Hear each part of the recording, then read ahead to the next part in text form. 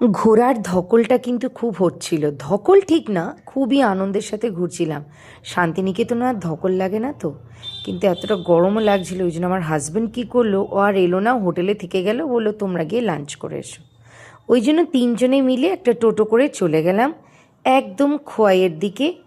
ভিতরে গিয়ে রামশ্যাম ফেলে শকুন্তলাতেও যাইনি, গিয়ে বসলাম একেবারে রোশনাইতে। এই রোশনাই রেস্টুরেন্টে কিন্তু আমি আগেও এসেছি, আগেরগুলোর থেকে এইটার বরঞ্চ হসপিটালিটি খুব ভালো। আবার কি ওদের ভেতরে গিয়ে ওখানে থাকার জায়গাও আছে, আর যখন গিয়ে প্রবেশ করবেন ভেতরটা দেখবেন একদম অন্যরকম অ্যাম্বিয়েন্স, একেবারে আলাদা সবার থেকে, মডার্নাইজেশনের থেকে বেশ অনেকটা দূরে। ঢুকলেই কিন্তু একটু বেশ হোমলি হোমলি অ্যাটমসফিয়ার।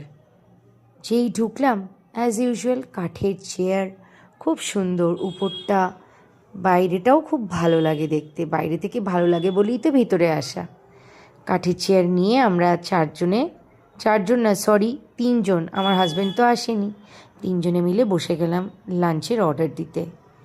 চলে এলো সুন্দর করে, তিনজনে তিনটে ভেজ থালি অর্ডার দিলাম, আর তার সাথে আমি নিলাম চিকেন কষা, আর দিদি নিল মানে রাধাদি নিল এক্সট্রা, ও তো নিরামিষাশী, তাই নিল পনির, মটর পনির নিল।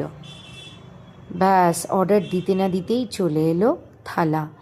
এই যে কাঁচের ডিশগুলোর ভেতরে কিন্তু সবুজ সবুজ ওইগুলো কলা পাতা নয়, সব কিন্তু পদ্ম পাতা। আগের যে রেস্টুরেন্ট দুটো আছে ওটায় কিন্তু এইগুলো দেয় না। এত খাবার দাবার, সব কিছু খতম করলাম তাড়াতাড়ি করে সোজা হাটে।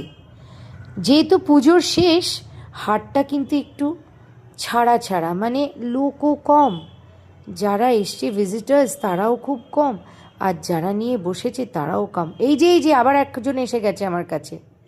তারপরে ধীরে ধীরে হাটটা ভালো করে ঘুরে ঘুরে গয়না গাটি কাপড় অনেক কিছু দেখতে থাকলাম আর এগোতে থাকলাম।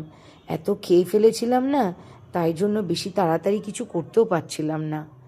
এর মাঝে দেখে ফেললাম সাঁওতাল নাচ। বেচারারা নেচেই যাচ্ছে, সবাইকে ডাকছে, কিন্তু লোক কই, লোক খুব কম। এরপর ধীরে ধীরে হাঁটতে হাঁটতে মনে হলো একটু ঠান্ডা দরকার, তাই অরেঞ্জ আইসক্রিম খেয়ে ফেললাম। অরেঞ্জ আইসক্রিম খেলাম, খেতে খেতে তিনজনে মিলে হাট ঘোরা খতম হয়ে গেল। আর আমি তো কনস্ট্যান্ট ভিডিও করেই যাচ্ছিলাম, তার সাথে রাধা দিও। ব্যাস আইসক্রিম শেষ, হাট ঘোরাও শেষ।